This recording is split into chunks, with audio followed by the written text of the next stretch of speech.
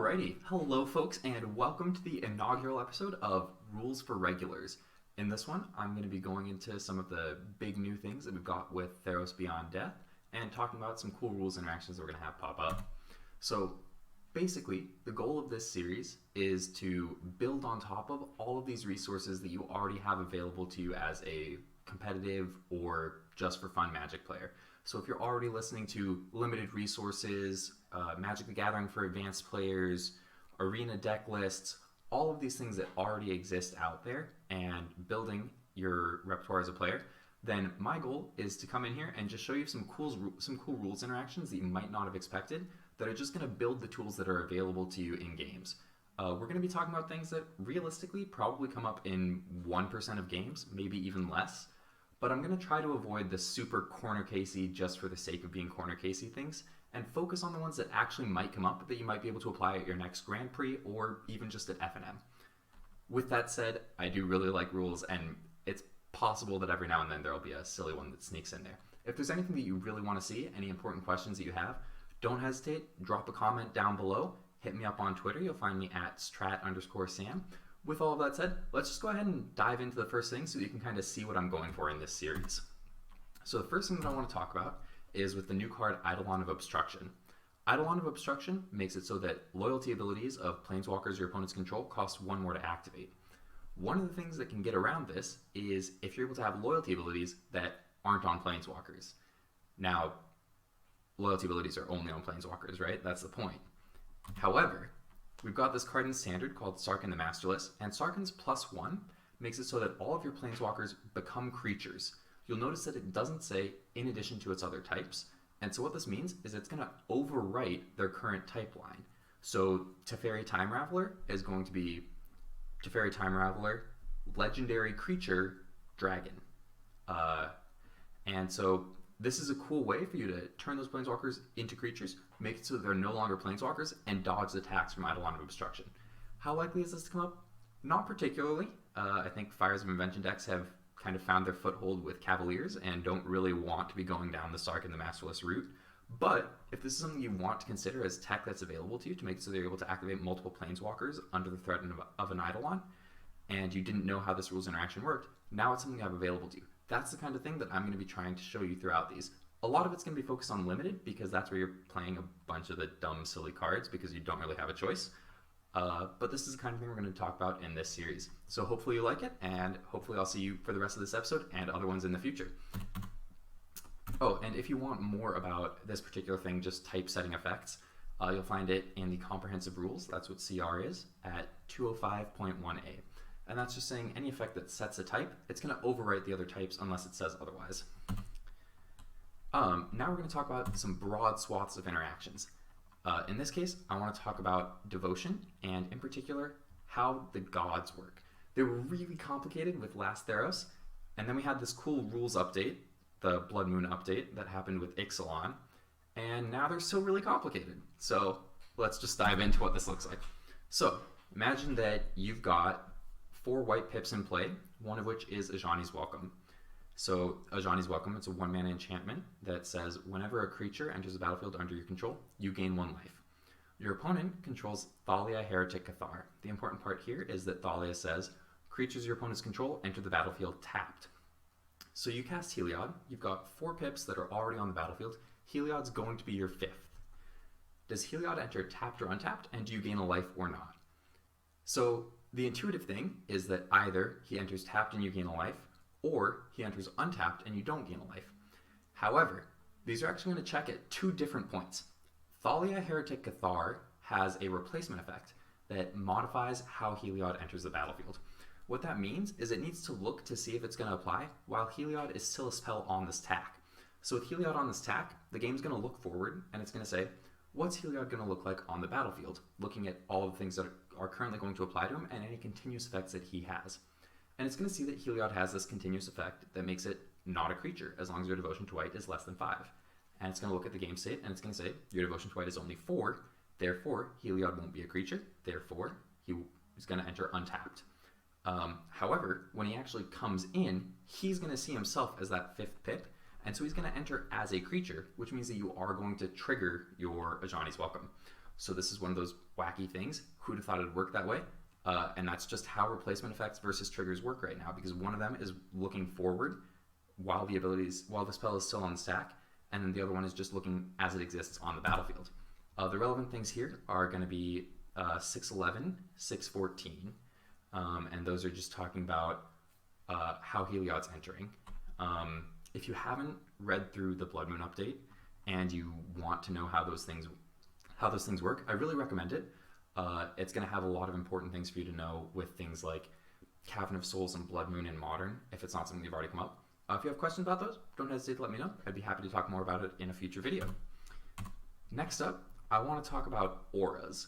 We've got a few different things that are going to be coming up in Limited, including Flicker of Fate and Rise to Glory, and they're going to return auras to the battlefield without them having been cast.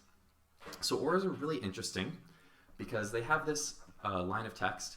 In the case of Dreadful Apathy, it's got Enchant Creature. Those basically set the kind of objects to which that aura can be attached. They also set what it's able to target as a spell on this tack. However, the only time that it actually targets is when it is a spell. Other than that, it's just attached.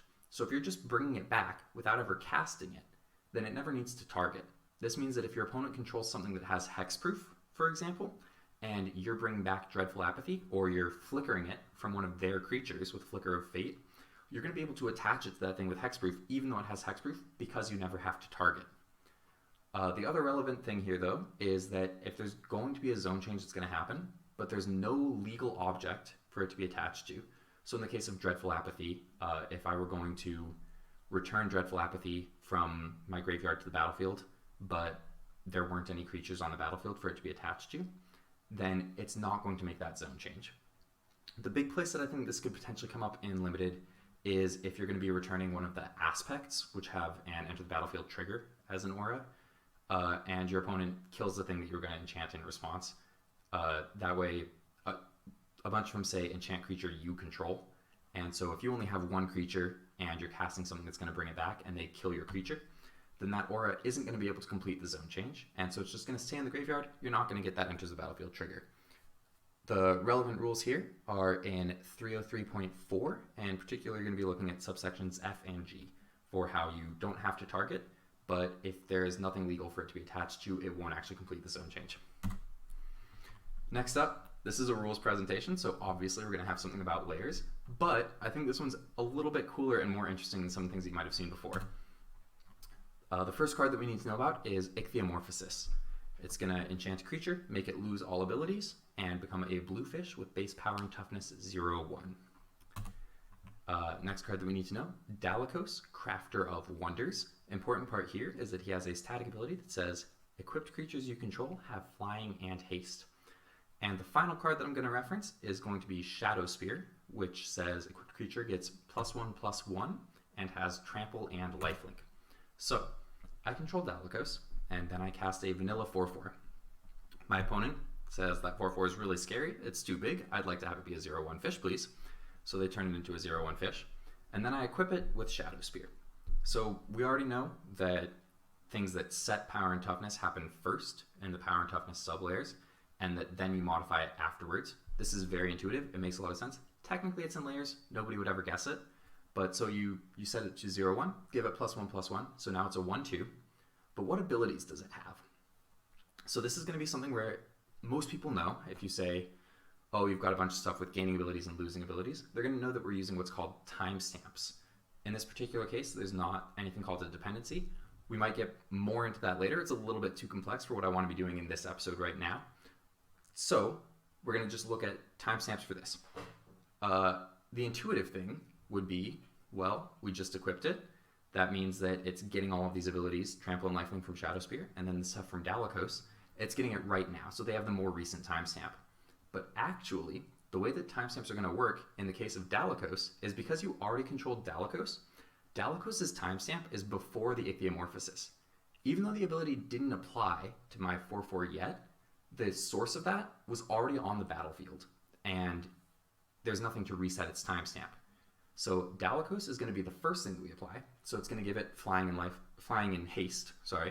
Then we'll apply ichthyomorphosis and make it lose all abilities, so down to being vanilla, and then we'll apply Shadow Spear because it attaching resets its timestamp. So Shadow Spear is the most recent timestamp, and so it's going to win in this case, and so the creature's going to have Trample and Lifelink, but it won't have Flying or Haste. So this is a cool kind of counterintuitive interaction that's super likely to come up, maybe not with Shadow Spear in particular because that's two rares, but that same sort of, even though you're only equipping it now, the timestamp for Dalekos is going to be whenever Dalekos was on the battlefield, not whenever you equipped it. And if you want to check out all of the information on timestamps and interactions of continuous effects, you're going to find that in 613 in the Comprehensive Rules. So now I want to get into some specific interactions, particularly with Polukranos, because I know that a bunch of people saw Polukranos and said, wait a second, don't you have Questing Beast and Bonecrusher Giant in Standard? So we're going to talk about damage prevention effects. These are a subset of replacement effects. As with most things in Magic, if there's something where it could apply, it's going to try to do that, and it's going to do everything that it can. So I'm going to go ahead and use an example of Polukranos blocking a 2/2. So I've got a Polukranos. My opponent attacks me with a bear. I block the bear with Polukranos. And then my opponent casts Bonecrusher Giant, or casts the Stomp side of Bonecrusher Giant, so deal 2 damage to any target. Damage can be prevented this turn. It's actually written in the other order, which in this case is relevant, because you always follow the steps of a spell in order. So Bonecrusher Giant makes it so that damage can't be prevented, so bear that in mind, and then it's going to deal 2 damage to this Polukranos. So Polukranos is going to try to apply its prevention effect. It can't prevent the damage, but it is still going to remove that many 1/1 counters. So it's going to remove 2 1/1 counters and go down to just having 4 1/1 counters. And Bonecrusher Giant is also still going to deal the damage. This means Polukranos is currently going to be a 4/2, or a 4/4 with 2 damage marked on it. Then we'll go to combat damage, and my creature will assign 2 damage to Polukranos. And again, the damage can't be prevented, but Polukranos is still going to try. So it's going to go down to only having 2 1/1 counters on it with 4 damage marked on it, and then it'll die to state-based actions. The next thing that I want to bring up is how this works when you have multiple prevention effects. So there's another Hydra in the limited format, which has, if damage would be dealt to this, instead prevent that damage and add a 1/1 counter. Both of these are going to interact with Inspire Awe. Inspire Awe says prevent all combat damage that would be dealt this turn, except combat damage that would be dealt by enchanted creatures and enchantment creatures. So whenever you have multiple replacement or prevention effects that could apply to the same event or to the same object, the controller of that object gets to pick which one to apply first. So you attack with your 2/2, and I block with Polukranos, and you cast Inspire Awe. I can choose to apply Inspire Aw's replacement effect before Polukranos's, and that's going to make it so that 2 damage is prevented, and then Polukranos isn't going to have damage to prevent, so it's not going to remove any counters. So that's a cool interaction that come up where you have multiple replacement or prevention effects. In the case where you had all 3 of these cards happening, so you attacked, I blocked, I cast Inspire Awe, you cast Stomp, then I can try to apply Inspire Aw's prevention effect first, but it's not actually going to do anything, and so that damage event is still going to be there, and I'll still have to keep applying any applicable replacement or prevention effects, in this case Polukranos's, so I'll still have to remove those counters and also have the damage marked on it. Next up, I wanted to do a kind of fun one with Ashiok. The -3 ability returns target non-land permanent to its owner's hand, then that player exiles a card from their hand. So if I control a 1/1 soldier token, let's say, and my opponent uses Ashiok's -3 ability on it, and I only have, let's say I've got 2 cards in hand, and I pick up my token, can I choose to exile the token from my hand instead of one of my real cards? The super easy, intuitive answer here is no, duh, of course not. Tokens cease to exist when they change zones. Come on, every dummy knows that, right? However, tokens actually only cease to exist as a state-based action. That said, you still can't exile the token, and there are 2 reasons for this. The first is the kind of boring read the card one, which is then that player exiles a card from their hand in Ashiok's ability. Tokens aren't cards, so anytime that something wants you to do something with a card, you can't use a token for that. So that's the boring one. The more interesting one that's really cool to know is that if a token would undergo a zone change from the battlefield and then it would undergo another one in the same effect, it can't do that. It's just going to stay in the first zone to which it goes. Yeah, so tokens can change zones, and then they'll actually go to that zone really briefly.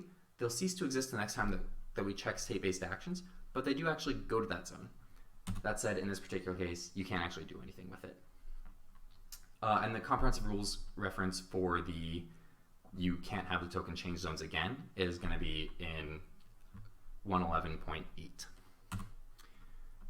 Next up, I wanted to kind of dive into a couple of interactions that I think are likely to pop up in Limited. So Daxus, Blessed by the Sun, and all of the other demigods have what are called characteristic defining abilities. These are abilities that function in all zones, and it's going to define a characteristic of the object. Seems kind of obvious. So what happens if Daxus loses the ability that sets his toughness? So Heliod's Punishment says, enchanted creature can't attack or block. It loses all abilities. In Daxus' case, that's going to include the ability that sets his toughness. So the Magic rules have this really cool thing that says if we're trying to find a value for the power or toughness of a creature, and we can't, we just use 0 instead.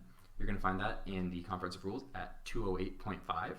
And basically it just means, you know, you kind of get like this null pointer error where you say, we don't know what goes there, we're just going to put a 0. And so Daxus will die to state-based actions. The next one that I wanted to get to is how Rapid Flames and similar effects are going to work with creatures that aren't legal targets. I know that when I was starting to play kind of around Khans block era, there was a lot of questions around how exactly this worked with something that would deal damage and make it so that something couldn't block or would prevent it from untapping, all kinds of stuff like that. So I just wanted to really quickly clarify it in case anybody still had confusions with that. So we've got two different ways in this set where something could initially be a legal target for Rapid Flames and then suddenly not be. It could get hexproof or it could get protection. And fortunately, they're actually both going to work the same way. So let's say that I cast Rapid Flames and I target 3 bears that my opponent controls. And then for one of those, they use Alseid of Life's Bounty to give it protection from red. One of them, they use Karametra's Blessing to give it hexproof. And then the last one, they say, oh, whatever, it's fine, that one can take 1 damage. So because at least one target of the spell is still legal when the spell goes to resolve, it's going to do everything that it can. However, the only thing that it can do is deal 1 damage to that one creature and make it so that that one creature can't block. In the comprehensive rules at 608.2b, we've got this cool thing that makes it so that if a creature isn't a legal target for a spell when the spell resolves, it's not going to be able to modify the rules of the game for that creature. So those creatures are still going to be able to block. Next thing that I wanted to bring up, this is going to be, again, kind of a quick thing into a much broader question, but Chapter 2 of Elspeth Conquers Death makes it so that non-creature spells your opponents cast cost 2 more to cast until your next turn. Drag to the Underworld costs X less to cast, where X is your devotion to black.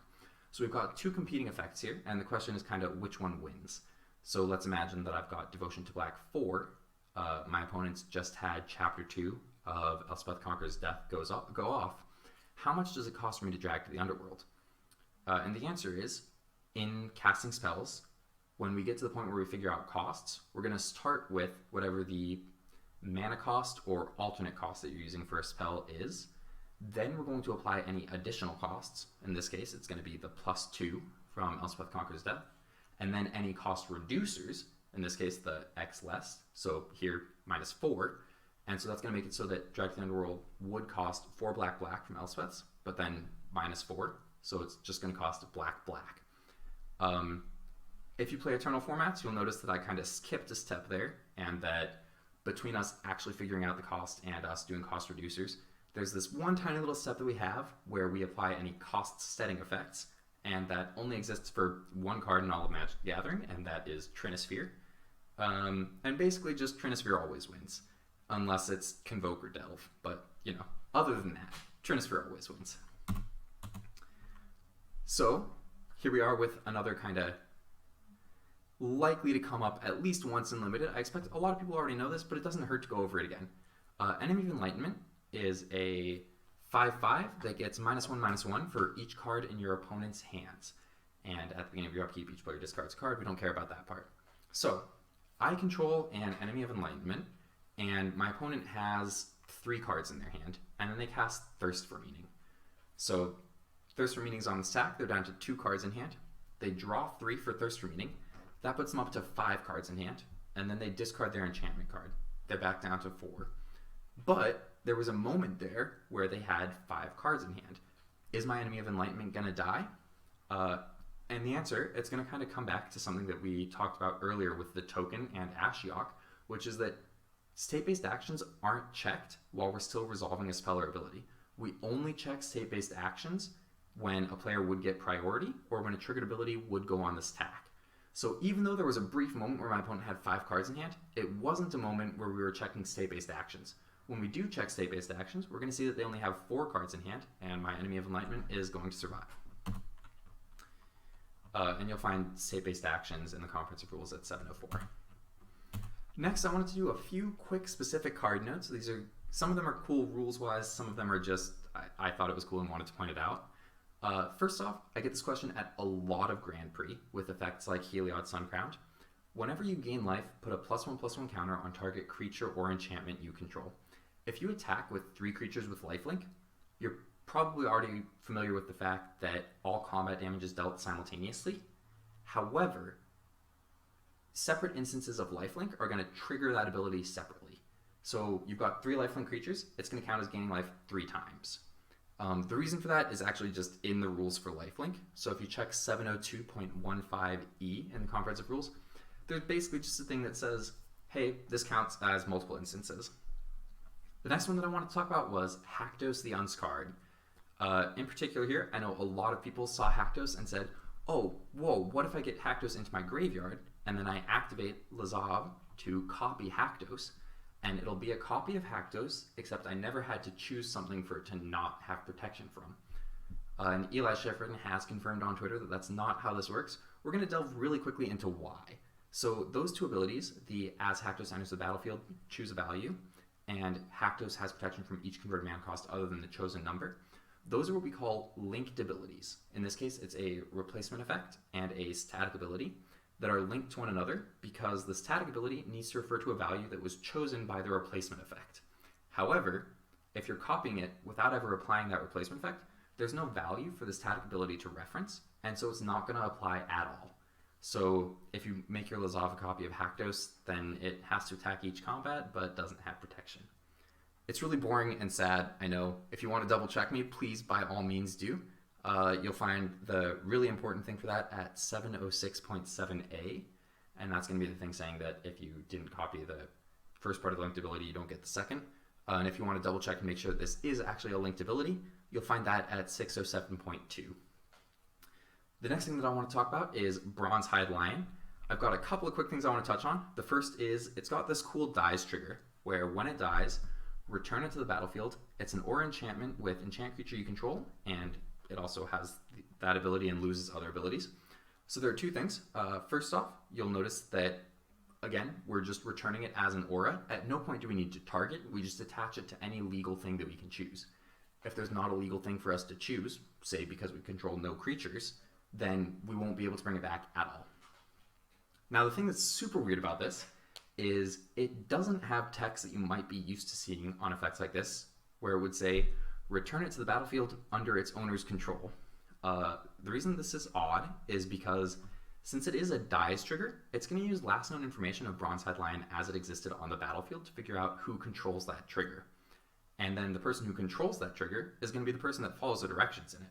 So if I use Portent of Betrayal to take your Bronzehide Lion, and then I sacrifice it, I'm going to be the one that returns it attached to a creature that I control. So that's just a little bit different from how we're used to seeing that with Persist, Undying, effects like that. And then the last thing that I want to talk about it is this ability is going to exist on anything that copies your Bronzehide Lion. And when that trigger resolves, it is going to see the object that had the trigger. The reason for this is that anytime that a card has card name in it, it actually just means this object. So if I have a clone of Bronze-Hide Lion and then clone dies, it'll come back and it'll get all of the text with the green-white enchanted creature gains indestructible until end of turn, and it'll lose all other abilities. But it's still going to have its mana cost. So if I use the clone in this set, which we'll get to next slide, to copy Bronze-Hide Lion and then bring it back, I can have it on the battlefield as an aura with those abilities, and it's going to be adding Devotion to blue. So that's just a kind of wacky thing that I thought you might enjoy. Protean Thaumaturge, I was really hoping that I could find a way to make this work in this set, and unfortunately I couldn't, but it's a cool one to reference anyway. Protean Thaumaturge, the copy ability, makes it so that it becomes a copy of another target creature, except it has this ability. What that means is that the copy effect itself is changing the copyable characteristics of this card. So if I use my Protean Thaumaturge to copy a Hill Giant or something, and I've got this 3/3 Protean Thaumaturge with that ability, and then I cast Clone, but I don't want Clone to be locked into being a boring Hill Giant. I want it to be able to upgrade at some point. So I can choose to have it copy Protean Thaumaturge, and because Protean Thaumaturge gained that ability in the copy layer, it's going to actually be a copyable characteristic of the card. So this new clone that I just cast is also going to have that Constellation ability to become a new thing. I just thought that was cool. I couldn't find a way to make it come up in this limited format, but I wanted to point it out as being pretty nifty. The next thing we've got, this is the last thing that I want to do with specific cards in this, and it's only for Commander, so if you don't like Commander, go ahead and just skip ahead to the end where I'll do a couple of quick shout-outs and things like that. But so with Banishing Light, I'm going to talk about Oblivion Ring versus Banishing Light and targeting somebody's commander. So if you use Oblivion Ring and you target somebody's commander and they say, okay, I'm going to put it in the command zone instead, and then your Oblivion Ring gets blown up, you probably know that their commander isn't going to come back. That's because Oblivion Ring says, when Oblivion Ring leaves the battlefield, return the exiled card to the battlefield under its owner's control. In this case, there is no exiled card. They put that card in their command zone, not exiled, so it can't bring it back. With Banishing Light, though, when Banishing Light enters the battlefield, exile target non-land permanent opponent controls until Banishing Light leaves the battlefield. So what this is Banishing Light is setting up an effect with a specified duration, and in this particular case, Banishing Light isn't actually referencing the object existing in exile. As long as the object has only changed zones once and it's gone to a public zone, so that means graveyard, battlefield, exile, command zone, then as long as it's only had the one zone change, Banishing Light is actually going to still be able to see that card wherever it went. So if I play Banishing Light, exile your commander, you put it in the command zone, our friend over there uses Abrupt Decay on my Banishing Light, you can just put your commander right back from the command zone into play. That's just a cool thing that a lot of people don't know. If you aren't sure if it works that way with the particular card that somebody's using, if it's a Banisher Priest effect or something, just go ahead and call a judge. Most of us are pretty familiar with it, and so we'll be happy to talk you through it. The comprehensive rules things that you might want to look into here, we've got at 706.2 and 400.7. So thank you everybody for tuning in. I just saw a bunch of cool things that were showing up in this set, and I thought it'd be fun to do a little video like this. Again, I'm going to really strongly recommend listen to limited resources. Hear them talk about how to actually use these cards. Listen to Magic the Gathering for Advanced Players with Matt Sperling. It's a really phenomenal series. Check out Arena deck lists. Check out, if you like the rules stuff and you want to hear some more common questions that might come up, check out Good Luck High Five. And they do an episode with Judge Rob, who's a phenomenal L3, really great judge, and he talks about all kinds of cool stuff that can come up. So I totally recommend that. I'm just kind of focusing on the 1% of games weird stuff. If you have general questions about particular cards, if you check out the release notes, Wizards does a really great job of doing card-by-card notes on all sorts of interactions, like what happens if the target's first spell aren't legal as the spell goes to resolve, things like that. So by all means, check those out. Thank you everybody for tuning in. If you have any questions for me, anything you want to see in the future, go ahead and just drop them down in the comments down below. I'll be checking those out. And you can also hit me up on Twitter. You'll find me at strat_Sam. Thank you all so much for watching. Hope to see you next time.